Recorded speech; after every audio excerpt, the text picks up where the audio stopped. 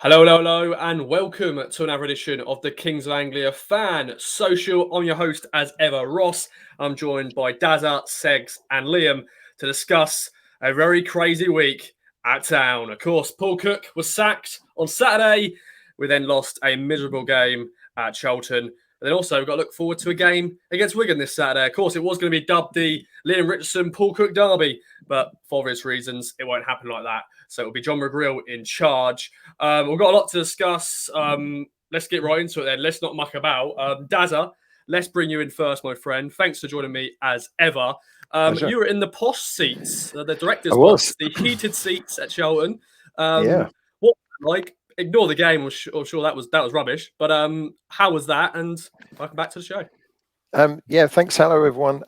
Yeah. So Charlton Tuesday started out really nicely. I hadn't been to that ground before, so I had a little walk around. I got into the hospitality quite early, at like 5:30.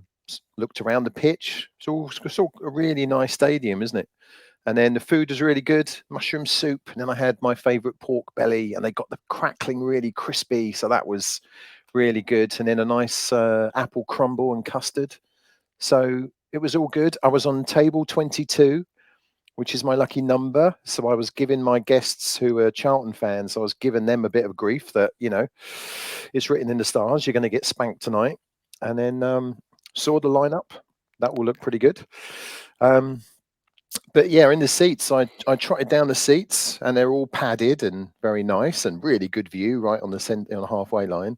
And obviously, in the directors are former players and their directors, but also Mike Ashton, Mike O'Leary, and the other guy I can't remember his name. Ashton's sort of right hand man. Yeah, so they were sat in my row across the aisle. So had a quick kind of I don't think he understood a word I was saying. I kind of crept down there, and I didn't have my Ipswich scarf or anything blue on, so I kind of just tripped down there and gave him a fist pump and said, don't tell him I'm in here, I'm an Ipswich fan, and sat down. But yeah, it started out quite nicely, and then the referee blew his whistle. So We'll get into that, and yeah. I'm sure, as you said, you had a nice view, a nice you're a bit warmer than I'm sure everybody else. But yeah, we'll get into that miserable night in South London. Yeah. Let's get into bringing in Seggs. Seggs, you're not that far away to be a married man. How are you, my friend? Yeah, I'm fine. I'll get married next Saturday, obviously, so all preparation for that all fully underway now. And last part of the road, bit of a unfortunate worry last night with the Plan B announcement, but it seems all okay still, so all good to go for that. But yeah, I was at Charlton as well on Tuesday. Just pissed off at the end. Couldn't be bothered staying for game day. I'd rather get home, so couldn't be bothered doing a rant or anything. It was just no one cared. None of the players seemed to care. Apart from Bon and Walton, who gave it his greatest efforts. Felt Toto was at fault for the first goal in the build-up, and then just really, really slow to react to the Walton save. If he gets a foot to that, then we're still 0-0. But he just doesn't react quickly, thinks it's offside, and then it effectively cost us the first goal. And then after that point, we just weren't there. None of us was. We were just there for the take, and we didn't seem to get back into it at all. Felt like for the first 5, 6, 10 minutes we were in the game, but apart from that, it was just a wasted journey for us, really. Which is a shame, because I really like going to the Valley. I love the Valley. Last time I was there was the Noel Hunt 95th minute. Scenes. Exactly, but didn't live up to the hype this time, unfortunately, and we were pathetic. We were so poor. Like I say, no one seemed to care apart from the odd few, and Dinesh on the left didn't work. If it was me, I'd probably played KBY there because he can use his left foot better. I like the switching wingers. I noticed Luco and Edwards kept switching during the game, but not too much effect, unfortunately. But Bon is still so isolated up the front. We're still getting no service to him. Unlike the start of the season, he's just left there. The defenders haven't got nothing to do, really. He didn't really provide much, which wasn't his fault. It's just Fraser, unfortunately, wasn't up to his standard where he can normally play. Like I've seen him next to Morsey a lot recently, and he's much better next to Morsey than when he has been played on the left, or arguably where Selina or Chapman should be playing. So, and Evans as well just wasn't there. Yeah, everything just seems to go past him. Just I don't rate him at all. Okay, then. Well, we'll get more into Charlton discussion very soon. Because of course we've got to talk about the elephant in the room. Paul Cook has gone. I know it's been written about, it's been spoke about, but it's a chance for Dazza, Seggs, and Liam, who we're going to introduce very soon, to discuss it and where we go from. Where does town go from here? Really, it's a weird situation to be in. But Liam, welcome back to the show. Myself, you, Liam, no, that's you, Bloomers. A lot of us who were in Newcastle got the Geordie flu. I'm only now just getting over it, but you had it. How are you? And welcome back to the show. Yeah, I'm pretty much back to normal now. Got a bit of a cough, but nothing to write home about. Nothing like what it was like getting back from Newcastle. The last couple of days after coming back from Newcastle, had a sore throat, felt a bit rubbish, and then Wednesday morning I just couldn't get my head off the pillow. So that was 3 days off work. But luckily I was back to work this week, so it's kind of passed. But I know that you had it quite rough, and unfortunately gave it to Sasha as well. And then, of course, good old Bloomers seemed to get something as well. So, James and Paul, well done to you. You seem to have the immune systems to survive, including the fact that they walked back from Newcastle City Centre at like 5 a.m. instead of getting a bus, which took them over an hour in the pouring rain. So it's probably no surprise Bloomers got something, but for Paul not to get something is a bit surprising. So, but yes, I'm back to health now. And like Dazza, first time at the Valley on Tuesday. Well, I don't know really what you can say about the build up to that. I decided to go into the office for the first time in a little while, for more out of convenience of leaving from town instead of coming from Kesgrave. And I don't miss sitting there and seeing just the darkness outside. It was a very bleak day. And then driving down to Charlton down to Newbury Park, we didn't actually drive straight to Charlton, was very challenging. At some stages, we probably needed oars rather than tyres. But we made it. And that was then pretty much it, really. After that, the rest of it was just a terrible night. Me and Paul banging out 80s tunes on the way back because the cricket was so bad was probably the highlight of the night, even if we did have to divert our way into London and across to the M11 because the A12 was shut in 3 different places. So didn't get in till 2, so pretty knackered Wednesday morning, I have to say. But yeah, there we go. I went there 12, and that was Liam with the travel back to Ross. I went via, where did I go? Back through to the Dartford Tunnel, and when I first got to the turning to the Dartford Tunnel, that took us back and had back on ourselves up to the M25, and then back again under the tunnel, and then the A12 was a pain because shut at Chelmsford and Kelvedon, so 2 diversions. It was just. Well, we went M11.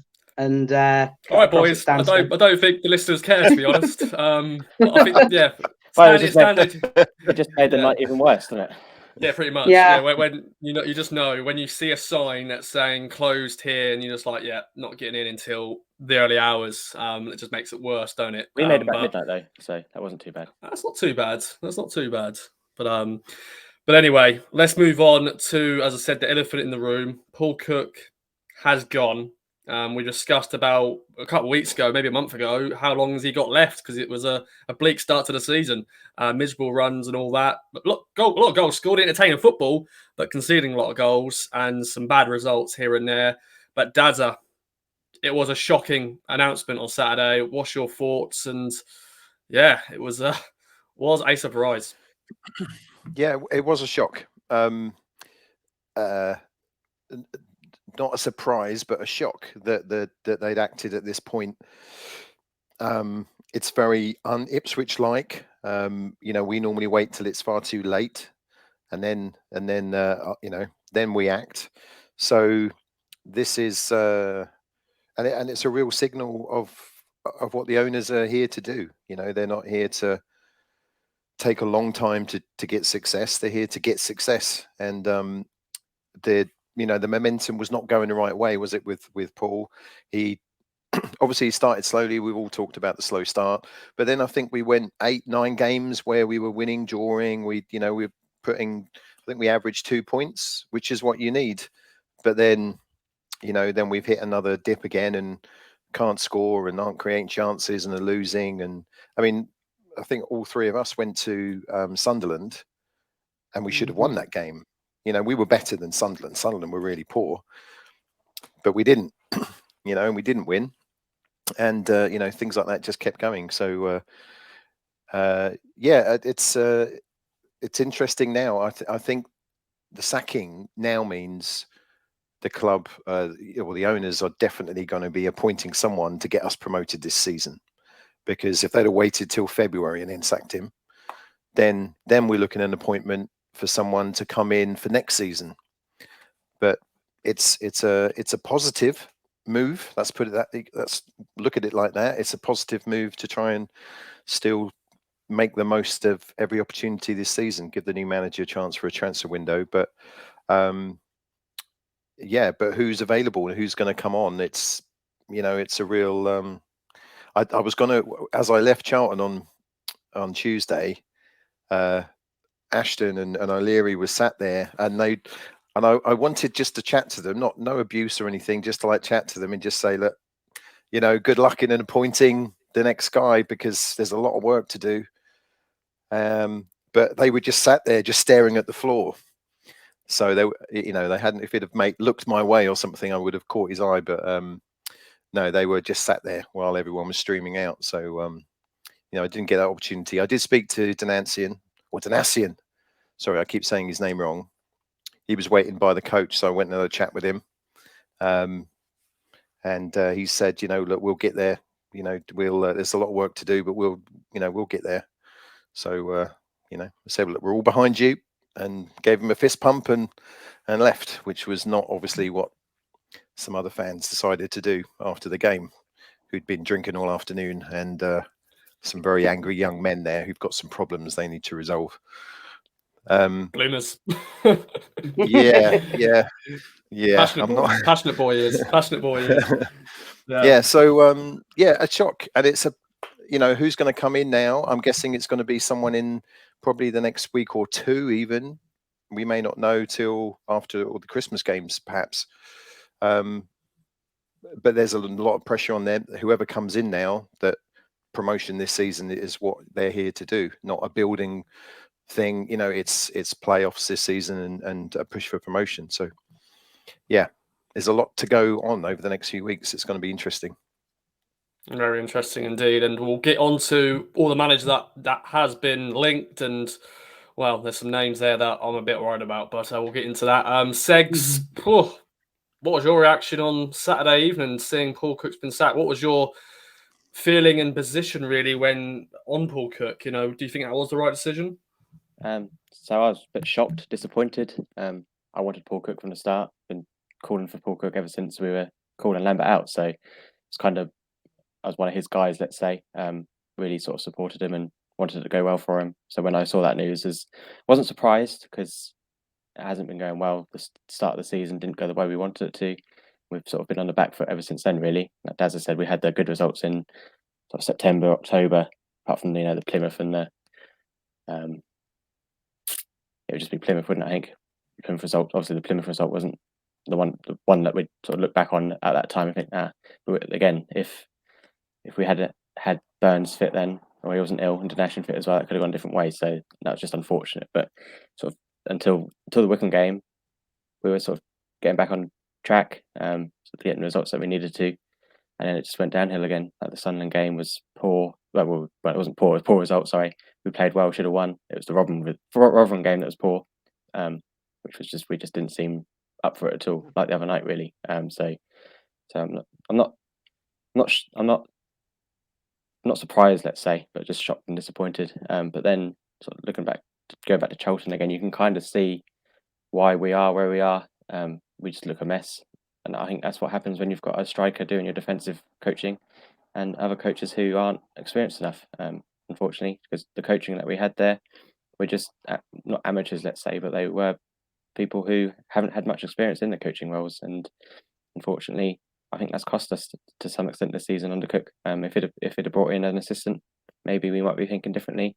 If it had brought in coaches that were more experienced in the roles that they've been in, and you had a defensive coach to sort out the leaky defence that we had, he might not have been sacked when he did. We might have been much better off than where we are now. So it is partly his fault, I think. I think there was mistakes there that he made in hindsight that he needed to sort earlier than what he did. Because if he'd have done it, I think he'd still be here. And obviously also his stubbornness of playing the sort of Bon up front, which was working at the start of the season, but it's sort of lost its cause now with the way we play. It just isn't working anymore. So there's a lot for the new manager to sort out. Obviously we'll talk about that later, but there's a lot to sort. But yeah, still a bit gutted, to be honest, because I do like the guy. It's a shame he's had to go. Sort of backed him all the way.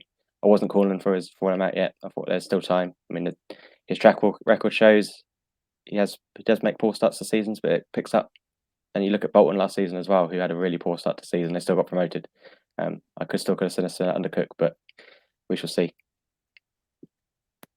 We shall see indeed. And Liam, to finish off this Paul Cook chat, overall his record though at Town hasn't been that great. 13 wins, 17 draws, 14 defeats.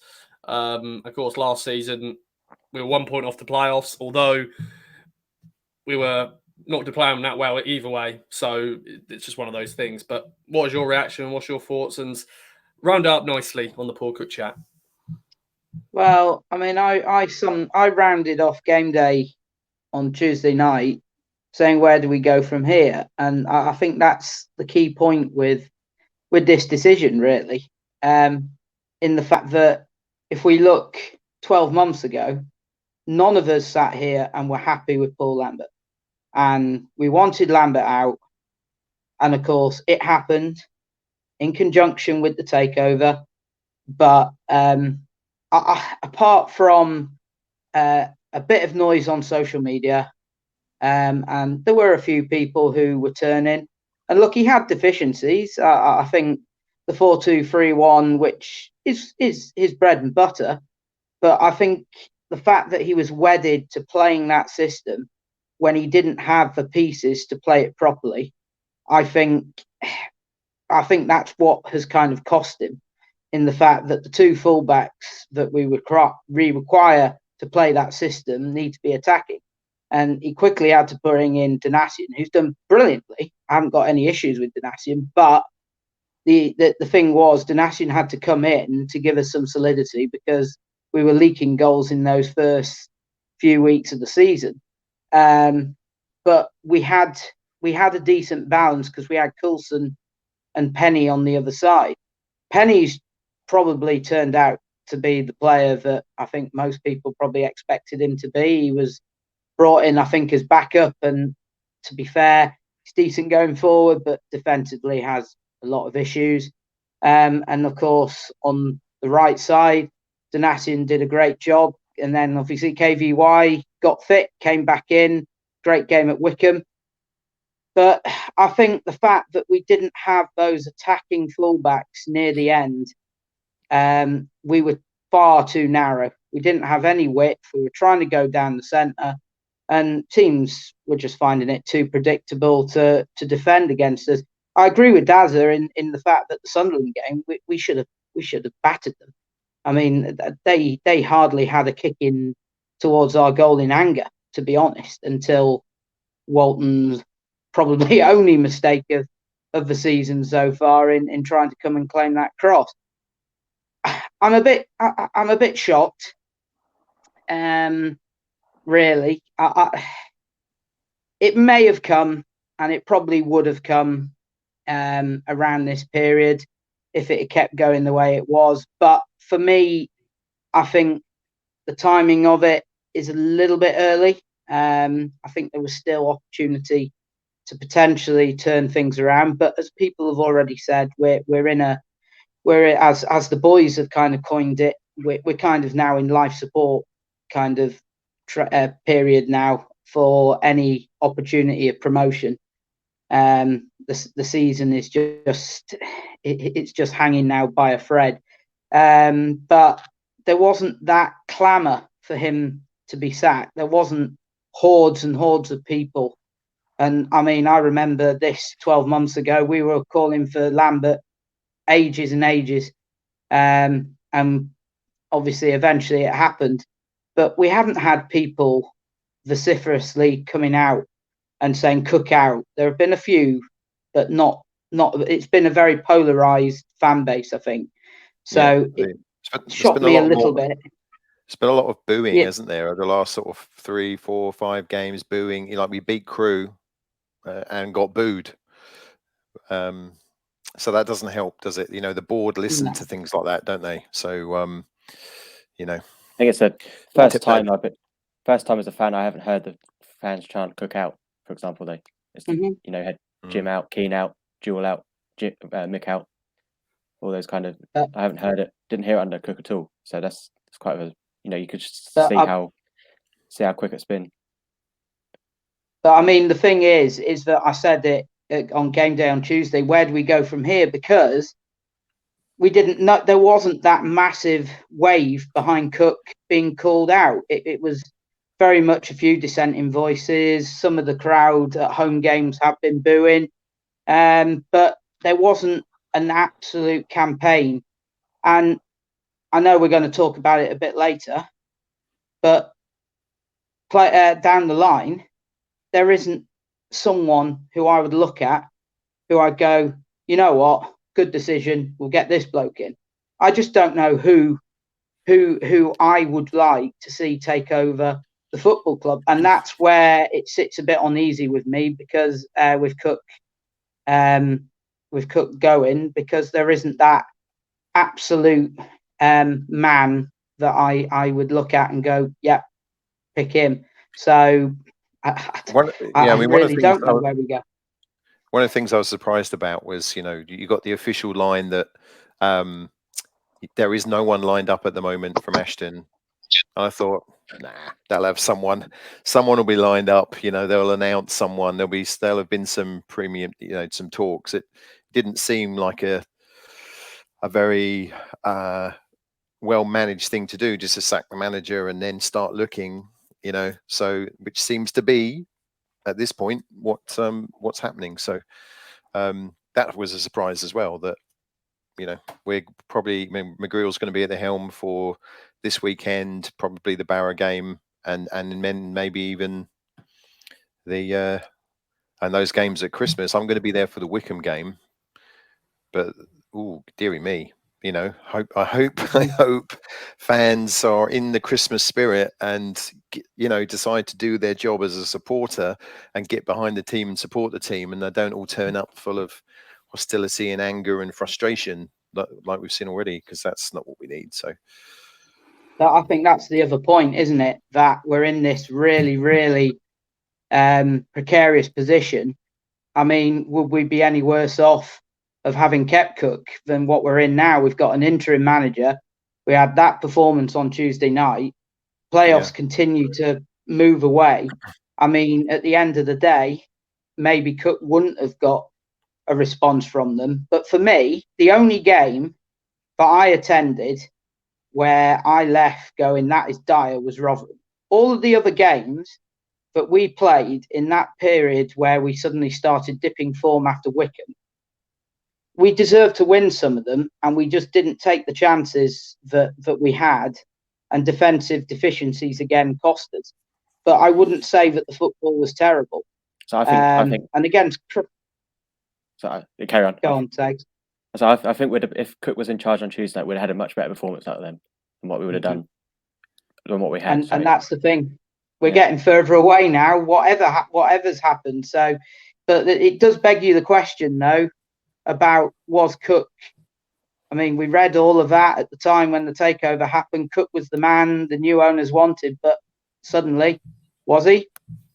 think he was. Have the American owners used this as an excuse to maybe get what they actually wanted to do in the first place? Because obviously Cook was brought in under Evans just before the takeover actually happened. So, yeah, I mean, Cook on paper, I don't think there's anyone argue is probably the best.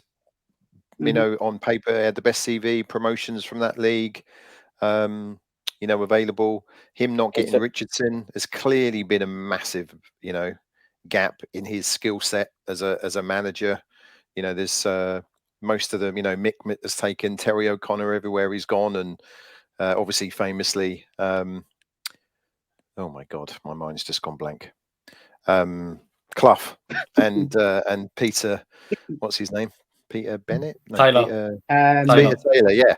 And Clough Yes. needed him, you know, and he was useless without him. So, yeah, him not having that, again, as Seg said, the inexperienced coaches, it all just hasn't worked. It didn't work. It wasn't working. I wasn't a fan of his tactics or anything, but it was, if he got the job done and we got results, I don't care. It was, you know, it was all good. But I think it's been a little bit unfortunate to have Burns out this month as well, though. To be fair, or last month. He's massive. Yeah, I know we can't. That affected us against Sunderland. I think I like Aluko, but if we'd had Burns there against Sunderland, I think we'd have won then. But for me, you can't rely on one player. For me, though, but then for me, if we're relying on Burns to be the man who turns it all around, when we spent so much money in bringing all of these players who were supposed to make the squad far better, if we're relying on just one man and it's all gone to shit since then it's kind of like, well, that's a bit of a failure, isn't it? Because the rest of the squad should be good enough to find a way to win games without Burns. And it hasn't happened. The other players seem to have for whatever reason, they just can't seem to be able to raise the performances of what they're capable of. Yeah, but I think the way they've been set up to play with, you know, with the fullbacks and the inverted wingers and the left footers on the right and all this sort of stuff, it's not a percentage based thing.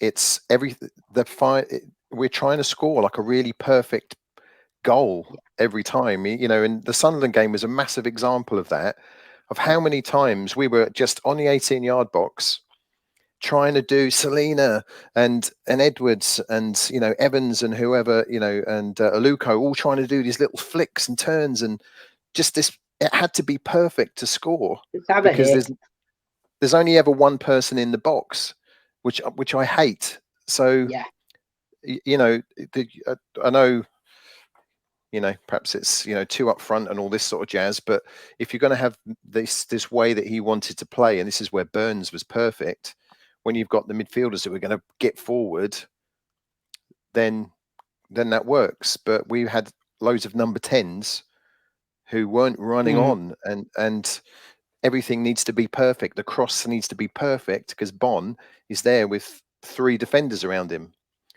And I think he also tried to accommodate too many players. I mean, like Fraser is not a winger. No way. Fraser on the left. He played him on the left, which wasn't working. That's because he brought Chaplin and Selena in, who needed to play in the middle. I feel sorry for Chaplin as well, because I think Chaplin's been our best number 10, and he was in the team when we had that good run. I don't know why he was dropped. I don't know if he picked up an injury or something. I'm not sure, but he got rested or dropped, whatever. And then we've gone down again. They brought Selena in for the game he got dropped in, and that's when we scored 4 against Wigan. And Selena had a good game. So the dropping was warranted for whatever reason. I can't quite remember now, but Selena made a name when he got the chance. But I've made reference to this before, and it really annoyed me, is defending corners especially. We've got every single man back in our box. And I don't get that. You've got some short, most of those number 10 are small. And really, would you want them in your own box challenging for headers against probably 6'5" centre halves coming up from the opposition? Just leave a couple up there or at least one up there that will. I can understand Bon, he's a physical presence, but you've got a couple of number 10s there that you could potentially leave upfield, and then that'll give you an out from the set piece, and instead, without Burns as well, I think that's been highlighted as well. We've got nothing then going forward when we clear the ball. Got nothing going forward, and we've got then no pace to accelerate forward and take kind of go past players while they're retreating. And I didn't really get that at all. I don't really know what that was supposed to achieve. It's just asking for us to be put under pressure. So, and again, they did it on Tuesday. I can't remember the last time we've set up ourselves to counter a corner for so long. Again, I can't remember Ipswich doing it. I can't remember the last time we even tried set up for a counter attack. Never, rarely happens, which is strange. Yeah, it's been very strange few weeks and months really watching and covering Ipswich Town Football Club. Let's not talk about it too much, but let's talk about Tuesday night because it was a miserable night. I just want to get all your overall thoughts on it, your key notes from the game. And Dazza, it was a miserable night. No shots on target. The only positive was Walton, your goalkeeper and Union and all that. He had a good game. It could have been 6, could have been more, a lot more goals if it wasn't for him. But yeah, your overall thoughts from the 2-0 defeat at the Valley. Well, obviously, I was sitting in the Charlton side, so I couldn't be, celebrating or anything. Not that there was a lot to celebrate. But when I'm sure you've all done it, when you go to a game with someone who doesn't know your players, you do these like little 5-second summaries. So I said, Edwards is a really exciting player, but his cross won't get on. No one will get on the end of any of his crosses, and his final ball will be poor. Denancian is a left-sided. He's a right-footed left back, playing at left back, so he won't put any crosses in. But I said Walton is good. Walton's a good goalkeeper, and sort of just went through the team. Came down the steps because when I don't know if when you go into hospitality, you're not out in your seats soaking up the atmosphere. They kind of just point you towards the door, like 30 seconds before kickoff. So I came out, and all the Ipswich fans, it was full. It looked fantastic, and they were all singing louder than all the Charlton fans. So it was all good. But the game, our players just looked lost. They just looked lost. They didn't really know what to do. There was no basics. I don't really think it was a lack of effort. I didn't see people just not bothering to run or anything, but they just had no idea what they were doing. And to be fair, Charlton were good. Charlton were good, but Charlton played very wide. They kept dropping the ball down the left-hand side. So Kane had a tough game because they just kept targeting him. And because he was expected to be pushing on, they just left this big gap down our right, down our right, their left. And they played some good stuff. 2 big lads up front, causing all sorts of problems. Whenever we got the ball, we never did anything with it. And I think it took us till like the second half where I think we had like 60, maybe 90 seconds where we were passing the ball from one side to the other, and my mate commented, "Oh, you good final bit, good bit of play there from Ipswich, so actually keeping hold of the ball." But yeah, like you said, without Walton, it would have been 4, 5, 6-0 easily. No shots on target. That's going back to the bad old days from last season, isn't it? Just 0-0 all the time. But bad performance, not the reaction we all wanted. I don't understand quite what McGreal was doing with some of the substitutions when Pigott came on. So I kind of thought, okay, 4-4-2, let's see how that works. But then Aluko went central, sort of playing in the centre behind the front 2. So we had I was trying to work out what was going on. And again, we were very narrow, and Charlton were playing very wide. So it didn't, I don't know what was going on there. And then, young Humphreys, was it? He came on, and that's where I almost got in trouble, because I got very frustrated. And I think near the end, like in injury time, whatever, he was going over with the fullback. And I had sat on my hands the whole night, and obviously they're scoring goals, and I'm just sitting there looking at the floor.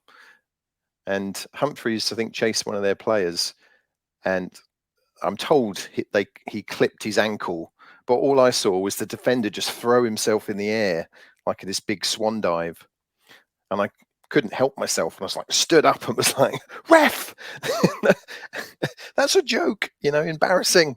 And everyone else in the director's box is all kind of like looking at me, but they thought I was a Charlton fan actually. But yes, to summarize the game, totally lost. Nothing good apart from Walton. Nothing good. Nothing good. Good to see the fridge back, but it was a poor performance. Nothing good to talk about at all. If they thought you were a Charlton fan, did you celebrate when they scored? No, I did not. No, I did not. I mean, the first goal I stood. I was already standing because the people in front of me stood up, so I needed to stand. But and then the second goal, I stayed in my seat and made it very clear that I was not a Charlton fan. Fair play. And well, Seggs, it was a very limp performance. That is the word, I think, and turgid and all that. There's loads of other words we can discuss about the game. What's your overall thoughts, and also get your thoughts on what happened after the game as well? Fans, of course, saying not fit to wear the shirt. Of course, one fan getting on the pitch, and we don't. That is just something you shouldn't do. Just never do. Even if you're that angry and that drunk, you just never do that. You just don't go on a pitch and attack any players. And yeah, of course, Toto, of course, was not probably happy with what was being said to him and stuff like that. But once again, what's your overall thoughts on that and the game? I think the fan got a lifetime ban now, hasn't he? I think I saw today, I believe. Wouldn't surprise me. I hope so. I hope so because Yeah. So, definitely don't agree with that anyway. Should have never gone on the pitch like you said. So yeah, that's that bit done. But in terms of the chanting at the end, that was understandable. I think, to be honest, in terms of us as fans, I think it's been building up for a long time now, and especially with the excitement that we had in the summer, and it just hasn't worked out. I can understand it. I mean, we accepted relegation, or some of us accepted relegation, I guess. We clapped them all off and thought, it's League One tour, but now it's got to the point now where nothing's improved in the past 2-3 years we've been in League One now. It just seems to be the same old thing, even though we've had a takeover, a new manager under Cook. We all thought it's going to be like a better season this year, and it just, if anything, it's been perhaps worse. I mean, you look at where we are at the moment compared to last year, and we're still, our standings are not, we're mid-table, and it's just not good enough really for the club that we are. So I can understand the frustrations. I think perhaps Toto made it worse for himself by the way he wandered over there. I didn't see it live because we just wandered out. We had enough. But in terms of Toto wandering over there, I've seen that since, and perhaps he made the situation worse, and perhaps people did think he was coming over there to have a word. Maybe he's apologised since, so he obviously realised what he did was wrong. But so I can understand the frustration. I can understand why fans reacted like that. It was a shit show, let's say, the other night. But yeah, the fan who ran onto the pitch should never have done that. But yeah, I can understand the frustrations. In terms of the game, I think I've said most of my points anyway, but it was, we're just awful. Just didn't look really up for it. Like Dazza said, it probably wasn't a lack of effort, but it did seem like it being there. It did seem like they just didn't really seem to care. Morsey, surprisingly, off his game. I do feel like he's going to be one of those to go either in January or in the summer because Cook isn't here. He came here for Cook. I don't think it'd have dropped down a level if it wasn't for Cook. So to see his manager go like that, I don't think it's going to do him any good, to be honest. And you could argue that he could be dropped because he was poor on Tuesday. They were all poor, but Morsey was poor, Evans was poor, Edwards was poor. Luco was okay, but yeah, for me, in terms of substitutions, I'd have taken Evans off and brought Fraser back for Piggott, to be honest. Fraser did nothing, did he? Again, I'd be interested to see how many touches of the ball he had. He just sort of wasn't involved in the game at all. Yeah. So I'm sorry, bit distracted now. But There's a cat. So if you watch it on video, you see a cat just randomly appear on Seggs' screen. There we go. Is that some sort of sign? That must mean something, does it? When a black cat goes across your path or something? I don't know. Bloomers had one the other day, didn't he? He had one on his screen, so it's my turn now. Yeah. Yeah, I'm distracted now. So, but yeah, it was poor overall. Sort of a rubbish night, which is a shame because, like I said earlier, I love going to the Valley, and the fact that it ended like that is I really was disappointing. impressed with their fans as well. And we were talking before the game about Ipswich players that had also played for Charlton. So there's obviously quite a lot. And so I said, "Oh, the funniest one is Mark Fish." So he said, "Oh, you Mark Fish might make an appearance tonight." So I was like, "Oh, okay." And he left it at that. And then I don't know if you could see it in the away stand, but on their screen, every kind of 10 minutes or so, a goldfish would swim across the screen, and all the Charlton fans would go, "Fish!" and so that was what they used to sing when Mark Fish was there, and they still do it. So I thought that was quite funny. That's quite humorous. Yeah, I remember seeing that on the screen. And I was just like, at first, I didn't know what was going on. Why is there a random fish? And then I kept hearing fish, and I was like, then I got it. I went, yeah, Mark Fish. And yeah, his town career and his football career pretty much ended. Yeah, not great. Yeah. But Liam, let's finish off this chat. Let's try to ignore and forget the Tuesday night at Charlton because it was miserable. Big credit to the fans who went to the game, though. 3,500 on a Tuesday night. That is fantastic support. Good atmosphere in that. But yeah, it was not a good night. End it the way you can on that miserable night. Unlike Dazza, enjoying himself up in hospitality, I was in the cheap seats and the atmosphere was good until 20 minutes had passed. And then from there, I thought it went a bit flat after they scored. And I'll be honest, there was a struggle, I think, for fans to really start getting behind the team. There was just nothing to really excite us, get us going, and obviously frustration got worse and worse, and yeah, it was always going to end on a bit of a boiling point. The bloke who did run on, well, I mean, he's an idiot, absolute idiot. I mean, he's a football supporter. He goes to support his football team, and as soon as he's done that, he will now be banned from watching his football team ever again. It's just idiotic. We're all frustrated. We're all unhappy about things, but there are things that you're pretty much cutting your own nose off to spite your face, really, because you're not going to get anything out of it. I don't really know him going out to push Walton, who was the best player on the park. I bet he absolutely shit. I bet he shit himself though, because I think he just whatever he was doing, running over there, and then as he gets there, he's faced with Walton, who pushes, and Walton's, what is he, 6'6" or something? I bet he must have just had a brief split second of like, oh shit. But Walton was, a perfect pro, and he's just stepped away from it and did absolutely the right thing. So yeah, it's. I mean, I was watching it from the side because I saw the players going over there, and I could see a lot of aggression coming from our fans, and lots of finger pointing and F off, and it's like that. That's not. I mean, that's not good. That's not good. No, it's not. I mean, it was. I mean, NCR. I know he's apologised, and we're all emotional at that time. But I think NCR is a bit of an idiot for coming across really and getting so close to the fans.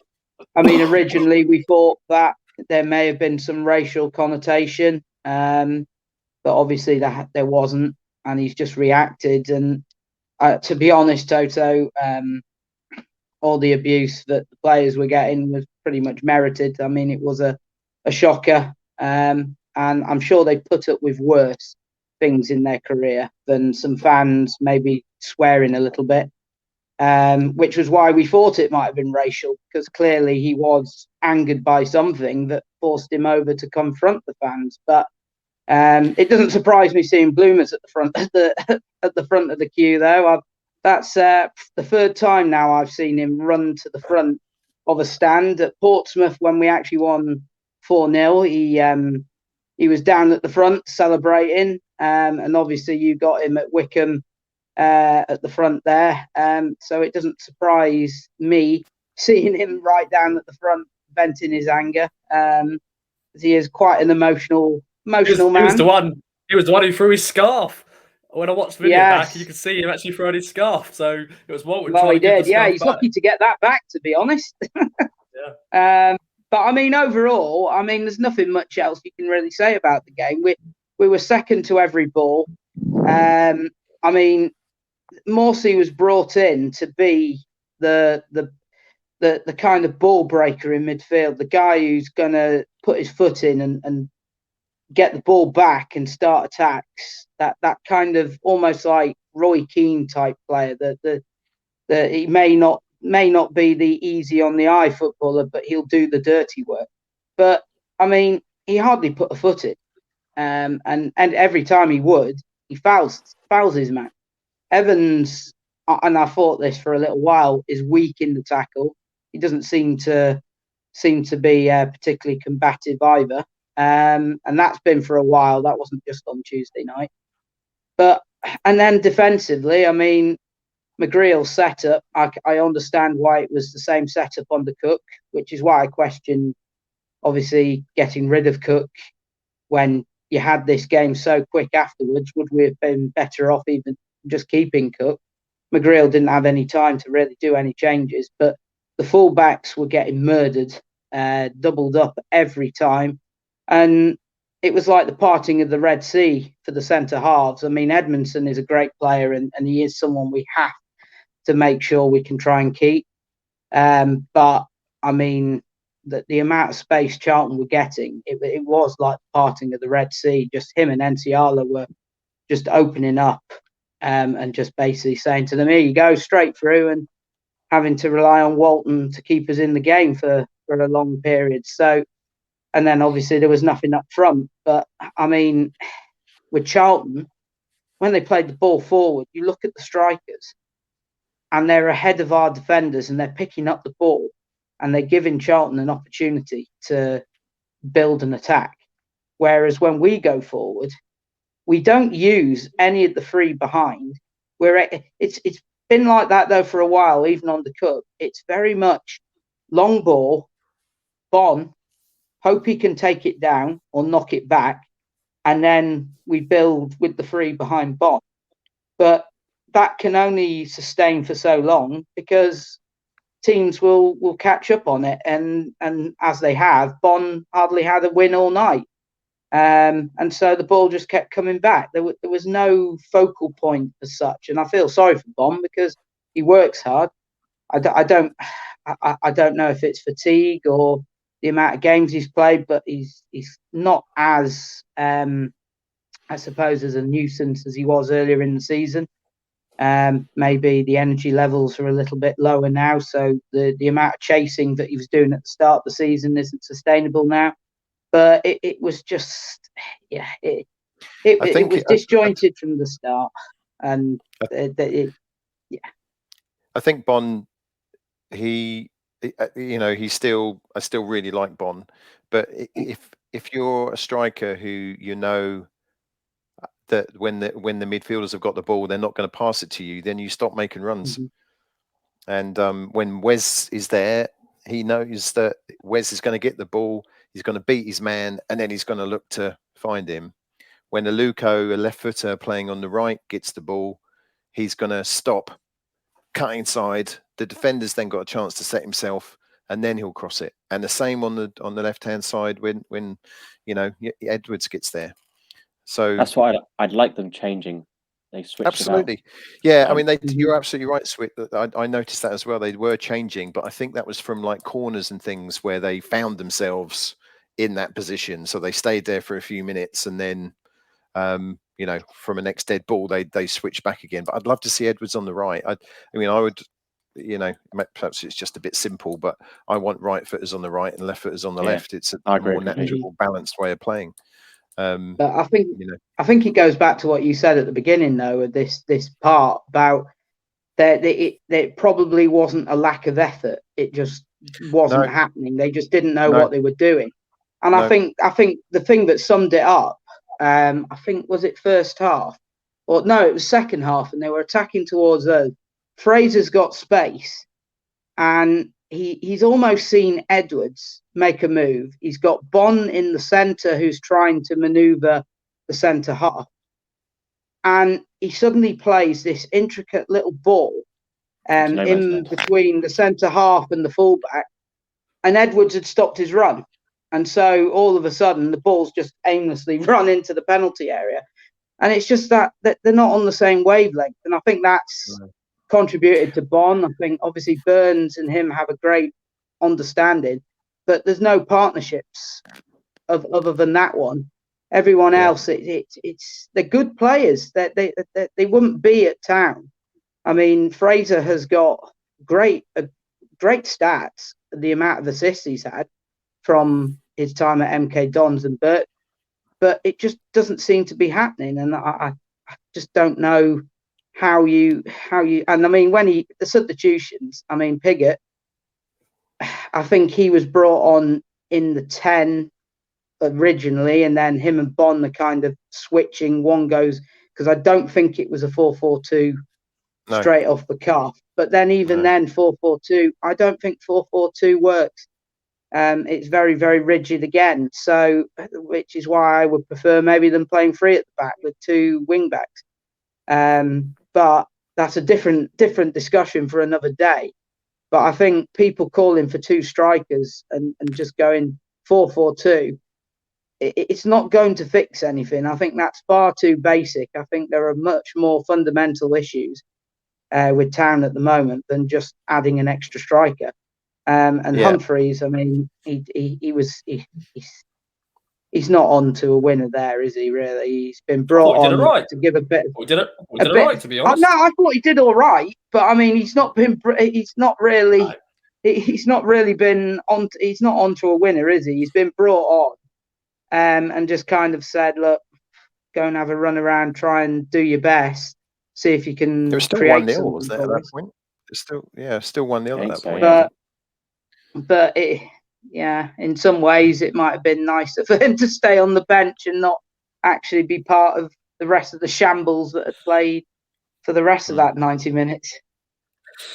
Okay, then. Well, let's wrap up this chat about Charlton and try to forget about it. Although, of course, it's going to be a big talking point for the next few weeks, I'm sure. Still, because it wasn't a good game. And as you said, Liam, on your video for game day, where do we go from here? Because that is a good question. Because currently we have no manager. We played very badly. And, well, there's a lot of managers getting linked and, well, people putting their hats in the ring as well. Shefty Kuchi, of course, one of them. So, Dazza, let's talk about where do we go from now. Let's talk about the managers that have been linked. 2 Neils, Neil Lennon and Neil Harris. Who else has been there? Who else has been linked? I'm trying to think now. Frank Lampard, of course, but that's not going to happen. Warnock. Mark Bircham. Take over. Tony Mowbray.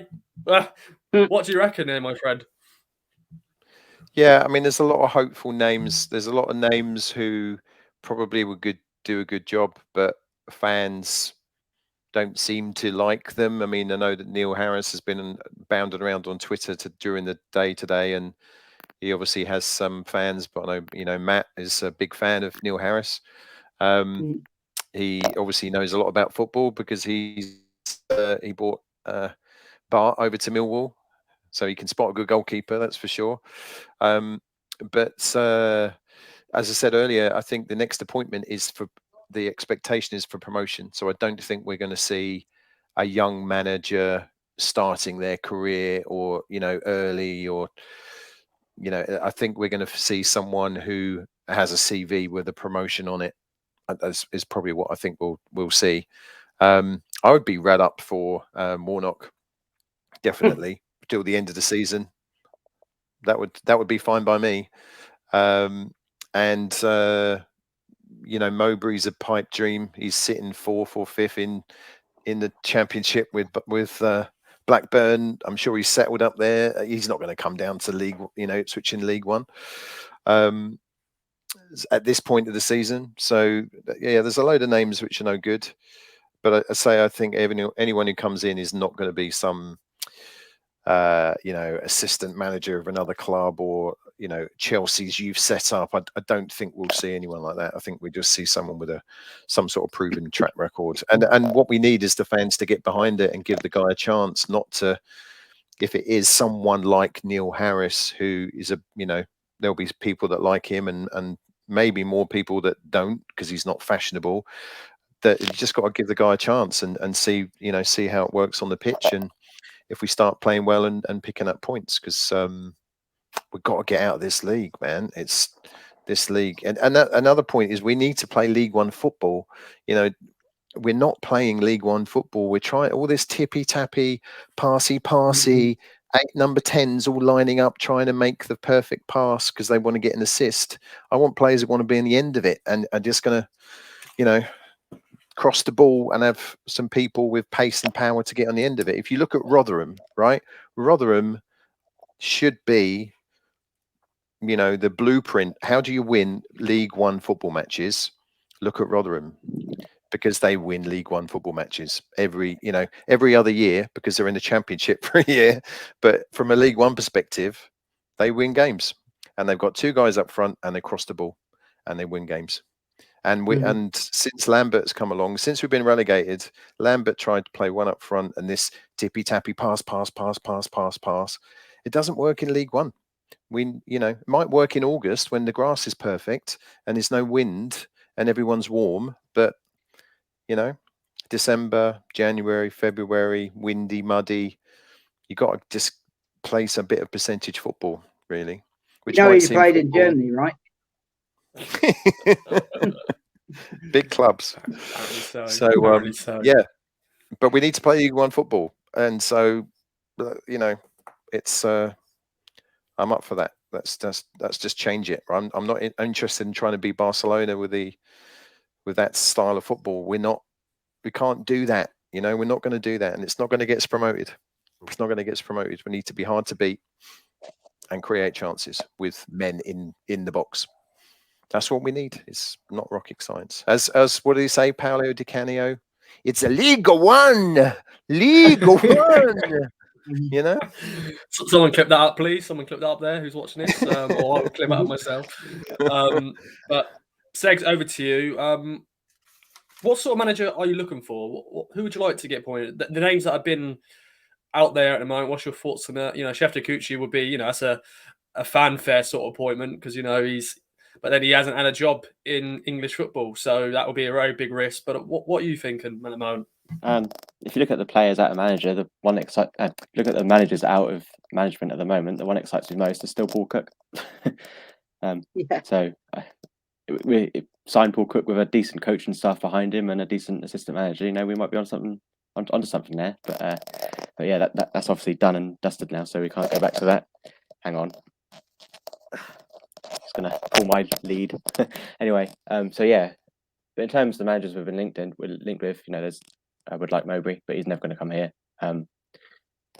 So Neil Lennon didn't do anything at Bolton. He's only really done it at Celtic. He doesn't really sort of excite me at all. Frank Lampard's another one who big name, but I don't. What has he done in management since he left Man City? Not a lot, has he? Didn't get Derby up, spent the money and still failed there, and didn't do that much at Chelsea. So this is League One, so he could do a job here maybe. But it, again, doesn't really excite me that much. Neil Harris is kind of going back to the Mick days in a way, but then that's what we need for League One, perhaps. That kind of style of football, which is totally against what we've had this season, which has been enjoyable. And then there's Sheffield Kucci, who we're never going to sign him, are we? But it would be good for the nostalgia and the sort of the fan favoritism. But then, like you say, he hasn't had a job in he hasn't had a job in English football, and he hasn't had a job for 3 years now. I think he was gunning for it when Hurst got appointed, and he just left his management just then, and I don't think he's had a job since then. So, tell you who I'd have back tomorrow, and I'll get pelters for this. I'd have Jim Magilton back tomorrow, all day long. Yeah, I'd have him back, definitely. He should never been sacked in the first place. No, he shouldn't have done. No, but That's who I'd have back, because he wouldn't take any shit from those players. Would know exactly what's going on, what to do, what's expected of them, and you know, he's probably, I think he's improved his football knowledge since he left town, because he was part of the Northern Ireland setup when they were doing pretty well. I think he's involved in youth football now, isn't he? I think so. He's kind of stepped away. Wasn't he at an Irish club?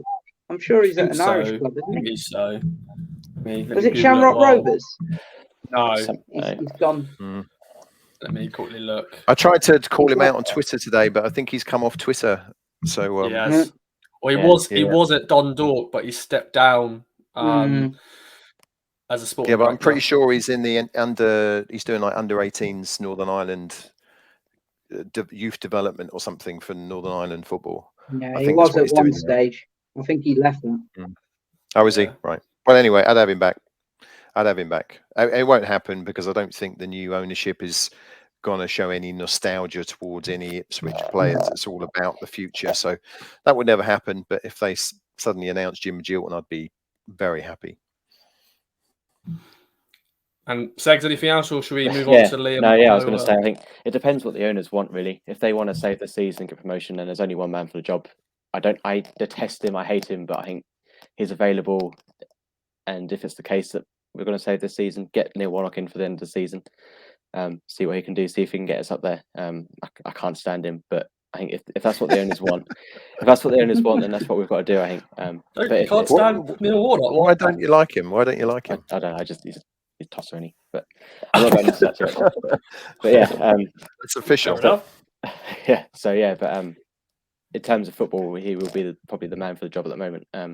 If the owners want promotion this year, if not, then we need to sign someone like, I don't know, a bit more longer term. But again, the managers that we're linked with is not very exciting, really. It's only Tony Mowbray is the one that excites me, but he's not going to come here at all. They're fourth in the Championship. There's no way we're going to convince him to come down to here, to a struggling mid-table League One side at the moment. So, it's very uninspiring. But I'll support whoever comes in. Get behind him, always do. Just see where it goes. Indeed. And Liam, one name I'm going to just shout at you right now, and I know you are a big fan of him, and that is Neil Lennon, which is very, of course, sarcastic going, I'm saying to you. But what's your feeling on the uninspiring list, as Seggs really said, because it is very uninspiring at the moment, and there's a few names there you think, really? But, yeah. I mean, Neil Lennon, I think he is the sort of manager, and you look at, I mean, he failed at Hibs as well. He went to Hibs to try and get them closer to the old firm, and he didn't really do anything there either. Obviously struggled at Bolton.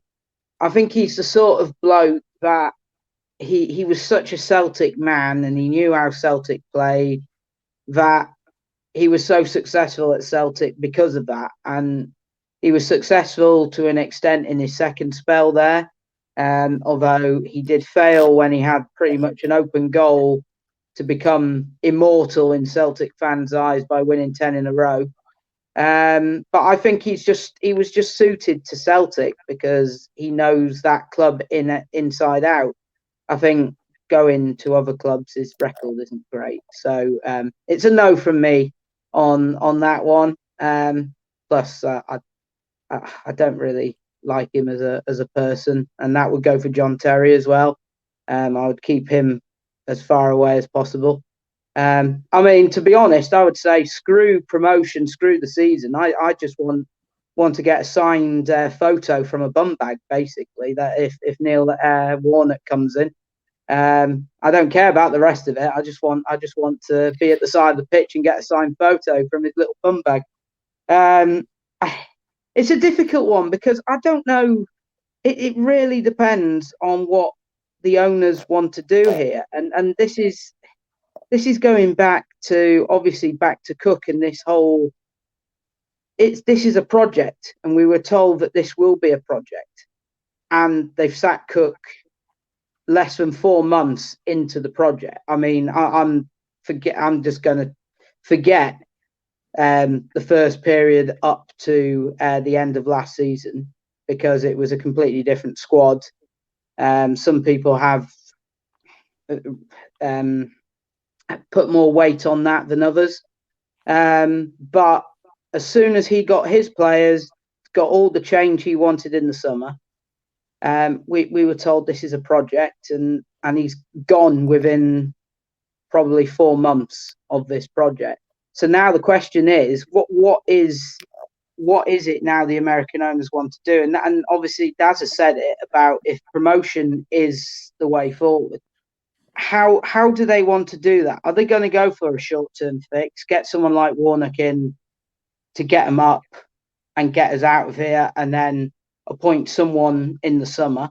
But then you're going to have something different then going into Championship football. You're going to have a new man, new ideals and stuff like that.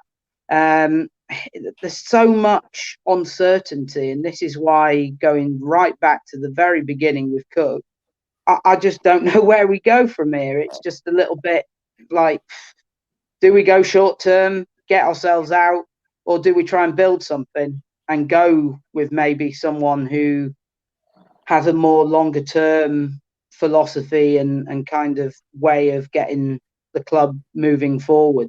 But I do agree with Dazza absolutely that I think we try to overcomplicate it. We just try. It's almost like Ipswich Town are a big club in League One, and that we can install our will on everybody else.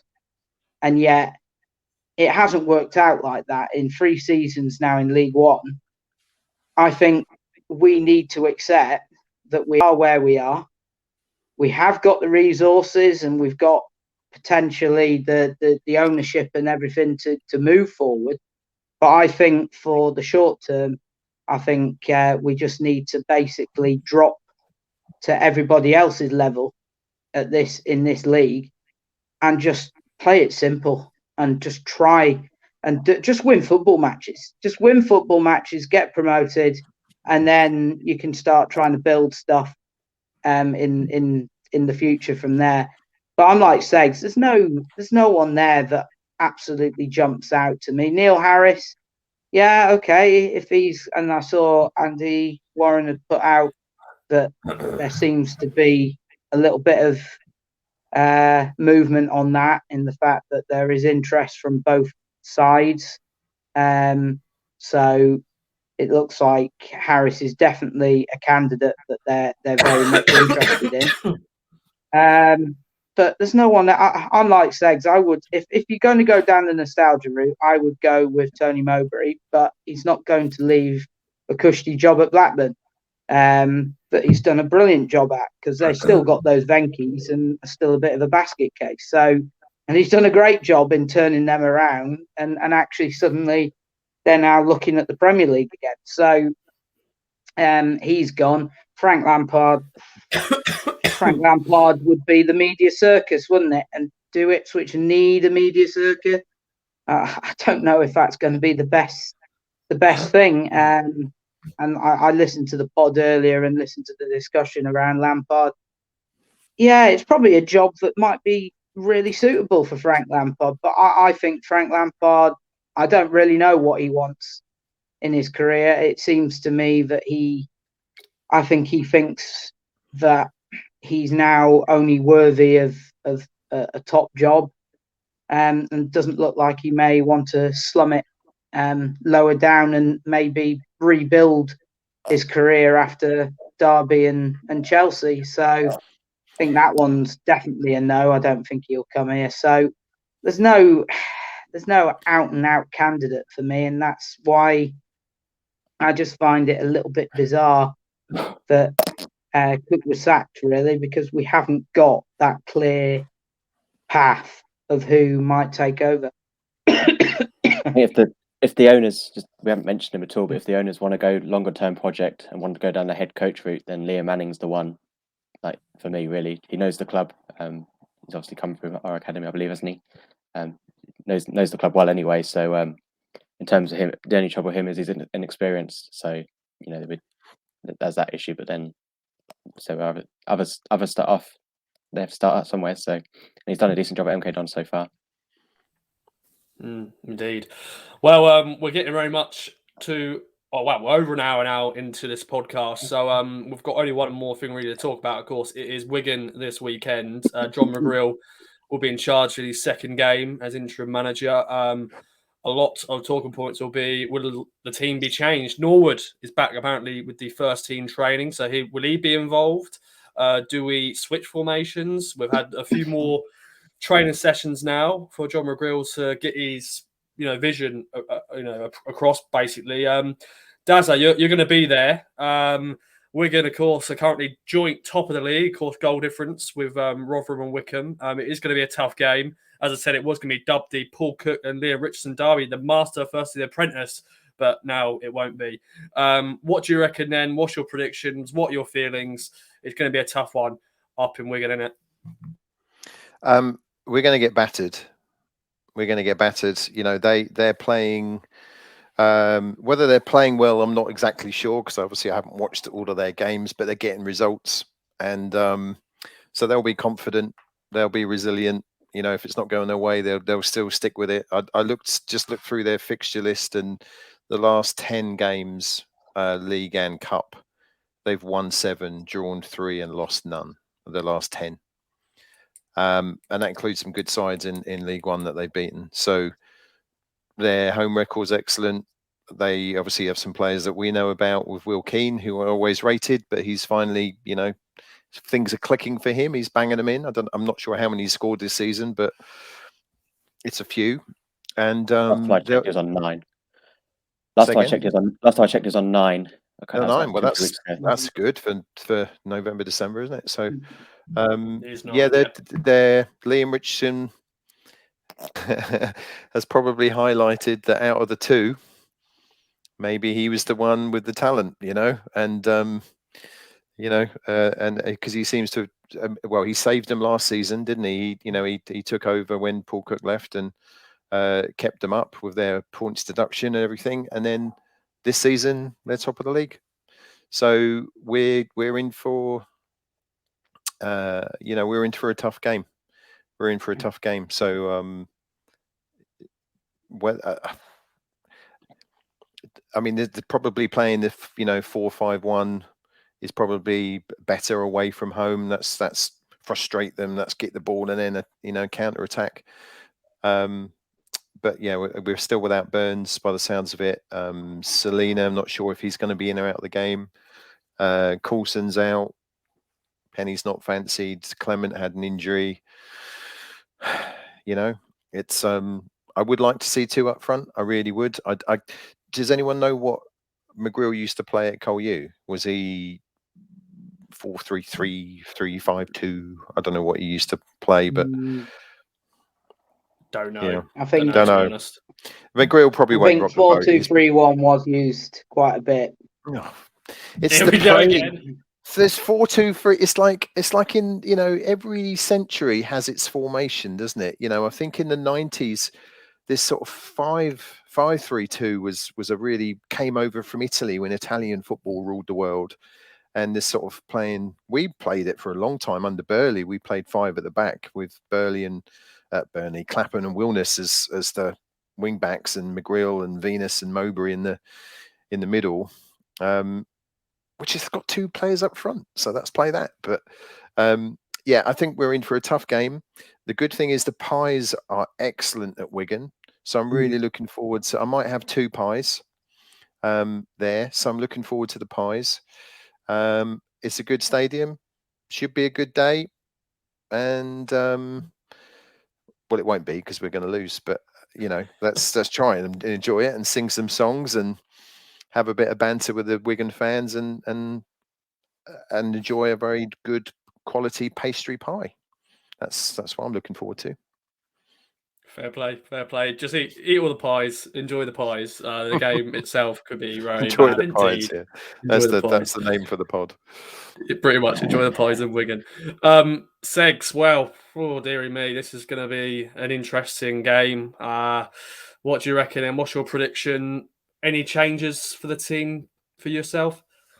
I'd put Fraser in centre mid, moving back. Chaplin starts in the middle, behind the striker if he is going to play the 4-2-3-1. So yeah, Chaplin behind the striker, Fraser and Morsey behind them.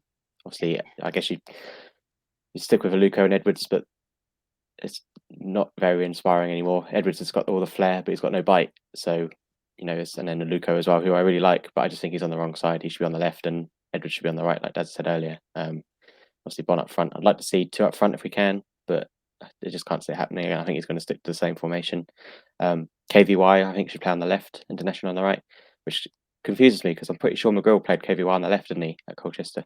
So why he didn't do it the other night, I don't know, because International's proven that he can do it on that right-hand side, and he's right-footed, yet he had to cut back to get in crosses, whereas KVY can use his left foot. So for me, it's a no-brainer to put International back on the right and KVY on the left if that's how he's going to do it, or start Penny if he chooses to. But yeah, I'm quite worried for Saturday. I think we're going to get, like Dad said, we're going to get battered. But I'll say 2-0. 2-0 Wigan, I think. It's not battering as such, but we're not going to perform again, not like we have done recently in the season. It's just gone tits up for some reason. Yeah, first away game I'm going to miss in a while. So, but then again, I don't think that's a bad thing. No, I'm sure you're getting ready and preparing for your wedding. That's more of something to look forward to more than a away trip in Wigan. Liam, your final say then on this Wigan game. I'm the same, to be honest. I'm a bit concerned. Of course, Will Keane is the obvious one. He's going to score, isn't he? My boy, Grant Edwards, going to see him in the flesh again, although I don't think he's been playing that much. And when I was speaking to the guy for the Meet the Opposition, he said, yeah, he's all good on the ball, but no end product, which, he did actually have a little bit of end product, that little period when he was scoring goals, but then it went a bit pear-shaped for him. But what do you reckon then, my friend? How are you feeling going to this one? Not very, very good, I have to say. I think it kind of it goes back for me. It goes back to the whole Cook sacking again. We looked at this this month, and we looked at Charlton, Wigan, and then we've got Sunderland at home, Gillingham away, Wickham at home, and Lincoln at home. And I had said that if we're not careful, and there was all this talk about getting to January, and we might try and strengthen, get a few reinforcements in, but the season might be gone before January. Now, they've removed Cook, and we've discussed that, but all of a sudden we had that on Tuesday night, and now we're going to Wigan on the Saturday.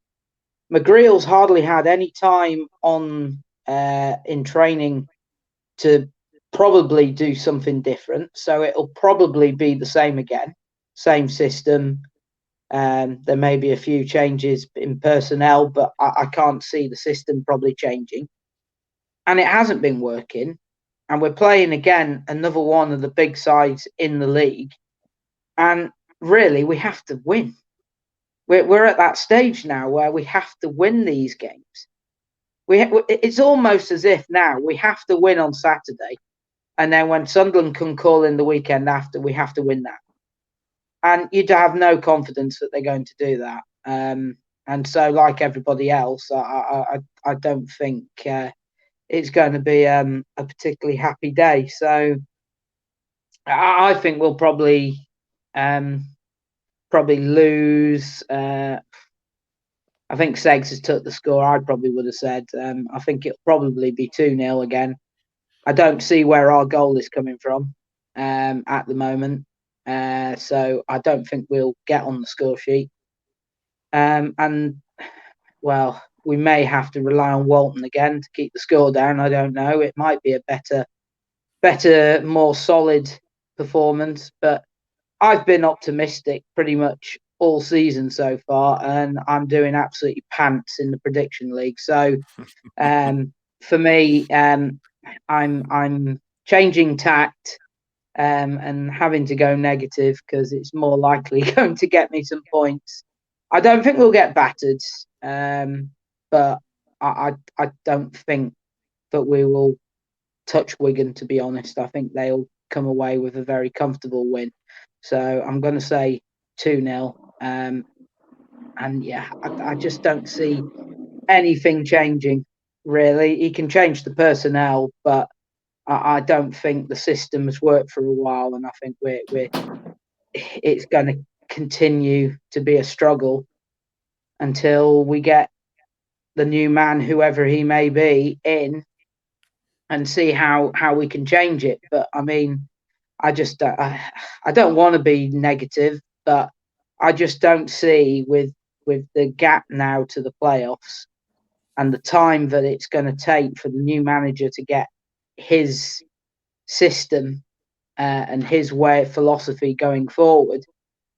He needs to get his feet onto the table. I just think it's going to be too late by the time that we start. We will pick up, I think, but I think it's going to be too late by the time we start picking up to think about promotion this season. And that really does frustrate me saying that.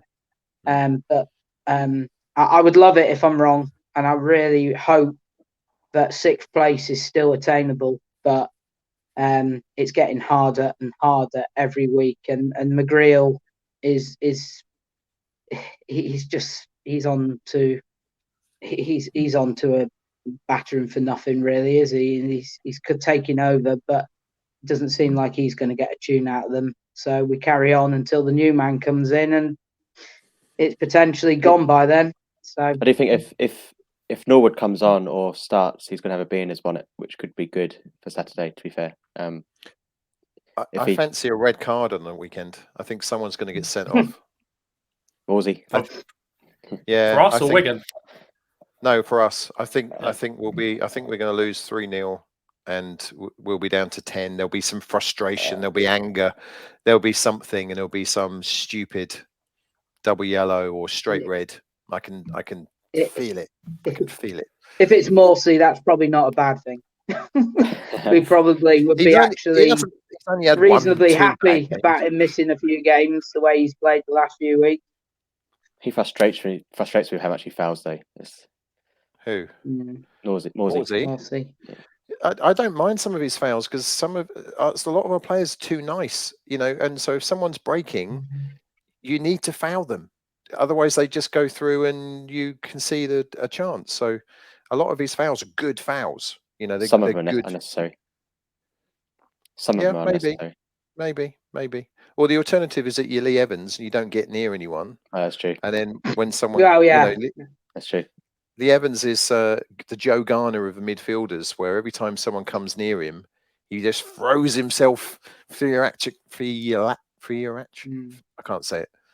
Theatrically in the air. Yeah. Speak me that yeah. pretty much. Yeah. But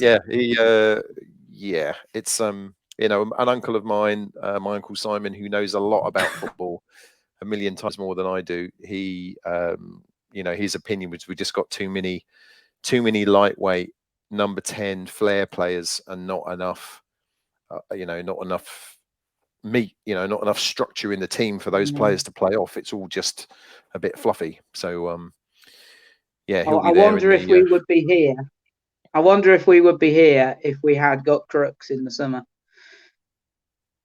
No, because he's a beast, isn't he? Crooks is an absolute beast. And he gives you that physical presence behind the striker. Yeah. So, whereas we're talking about too many lightweight number 10s, I wonder if we would be at this juncture if we had got Crooks. So yeah. I mean, all of them are the same, aren't they? Because Fraser, I worry about him playing deeper because he's so easily pushed off the ball. I went away to Oldham when he was in the centre of midfield, and Oldham just pushed him out of the way, and he just kept falling over. Chaplin, he's that busy, lightweight, low centre of gravity type player, isn't he? Selena's, a bit lightweight, although he's a bit aggressive. Who else is there? We must have an out 10 and other number 10s, surely. But yeah, I want some more. I want some dirty bastards in the team to really, put it about a bit. Definitely, that's what we need. Well, boys, it's been a pleasure. It's been another fantastic podcast. Any other notes, any other business before we wrap up and I bring you the outro of all outros, talking about manscaped.com, and subscribe and follow Kings of Anglia on all the platforms. Anything else you want to say before we wrap up? I just wish everyone a Merry Christmas from me, because obviously this is my last KOA appearance. until after Christmas. Like, So Yeah. I hope the day goes well I as well. just want to. I want to ask Seggs if I can actually come to the ceremony and miss Sunderland. yeah, I'm quite. If we lose against Wigan, I'll be quite pleased that we're missing the Sunderland game after all. To be honest. yeah, that's going to be an interesting game, Sunderland. You know, Yeah. 28,000 fans. Will there be a new manager unveiled for that game? Probably not. I don't really know. We'll wait and see on that. Of course, next week we'll bring you another edition of the Fan Social, talking about the Wigan game, the Barrow in the FA Cup replay. I'm still debating if we're going or not. I don't know. I might go. I might go. The fact it's on TV makes it easy to miss it because you can watch it, but it's 2.5 hours from me. Too bad. I might go. I might go. Bit of football. So, Bit of football. Magic the Cup and all that jazz. And our reward if we win is Barnsley away. Yeah. No. I'd say fair play to the club for getting it free travel though. That's fair play. Nice gesture. Fair play. But we'll see how many fans are there, and we'll give them more medals for the ones who are going to go to that game. But no, Dazza, Seggs, Liam, thanks for joining me as ever for the Kings of Anglia Fan Social. Of course, Kings of Anglia is sponsored by Manscaped.com. Use the code KOA for 20% off and free delivery. Get some stuff for Christmas. If you want to get your partner anything for Christmas, use the code to get not free stuff, cheaper stuff than normal. Make sure to subscribe, leave us a review. We always like to read those. We've had a few new ones recently, so thank you very much for that. Subscribe to our YouTube channel at Kings of Anglia for all of our other stuff that we bring you. Enjoy Wigan, enjoy your pies. Dazza, enjoy your pie, my friend. Your 2 pies. And if you are going to the game, let us know what you think of the pies as well. It'd be good to hear from you. But there we go. Enjoy game day on Saturday, and enjoy the rest of your week. Weekend, and we'll see you next time. Bye for now.